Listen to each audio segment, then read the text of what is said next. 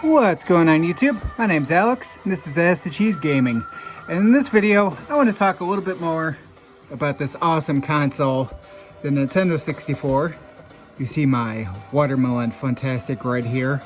And I thought, you know what, I absolutely love this console, but maybe people are newer into collecting for this system, or they just want to beef up their collection of games, or whatever the case may be. So I thought, you know what are some games that you could still pick up for this console without completely breaking the bank?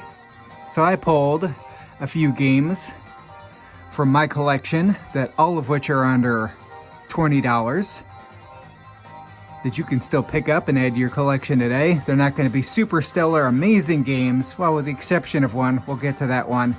But all of which are going to be a lot of fun, and I think you'll be enjoy. So let me put this fantastic back in its place, and we'll jump into the first one.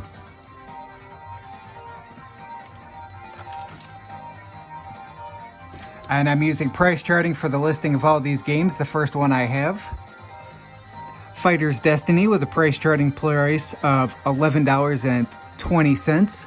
I think this is a highly underrated fighting game that is actually quite a bit of fun. First time I popped this in, I really enjoyed it, though I personally prefer Clay Fighters more, but hey, this game's not bad, so check it out. Next game, I do enjoy my baseball titles for the system, so I thought, why not add one?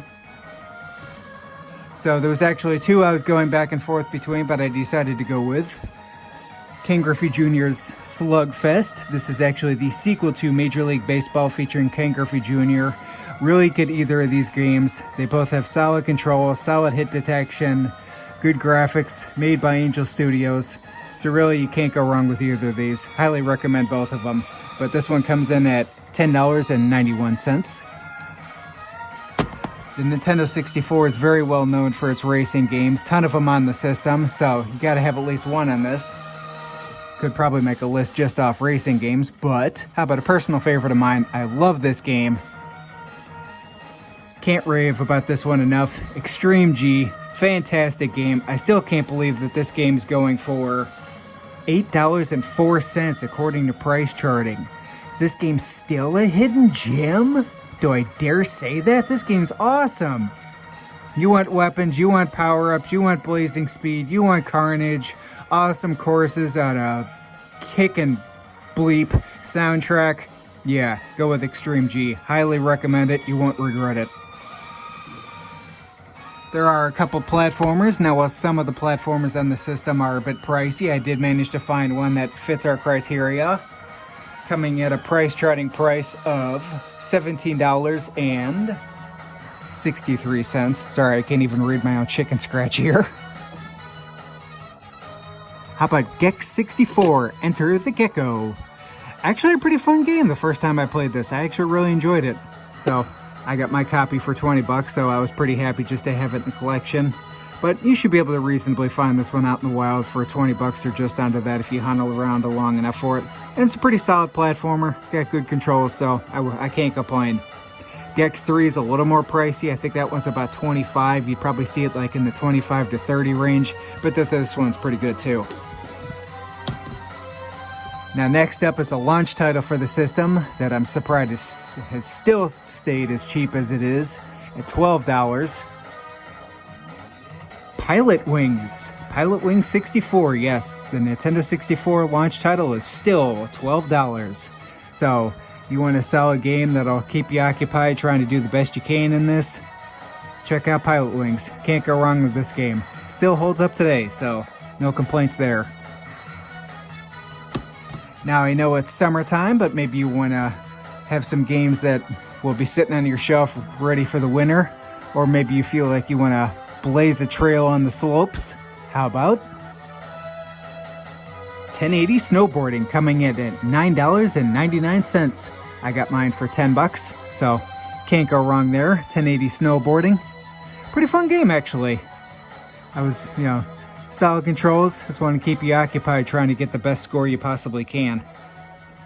And now the next one. I got one final left. Probably the best game in the entire collection of these games. But first I got an honorable mention before we get to that one.